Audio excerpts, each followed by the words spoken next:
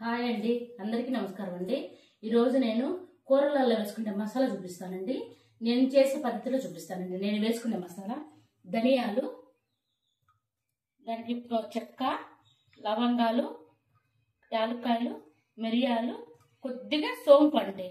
ఈ సోంపు మనం తిన్నదానికి అరిగేదరికండి. బాగా సోంపు ఖచ్చితంగా వేయండి, చాలా బాగుంటుంది. చిన్నుల్లిపాయలు, అల్లం ముక్క అండి, ఎండు కొబ్బరి, ఇవి వేయించుకుందామండి. దోరగా వేయించుకుందాం. చక్కగా ఈ మసాలాలన్నీ దోరగా వేయించుకుందామండి. మనం వేయించుకునేది ఇవే.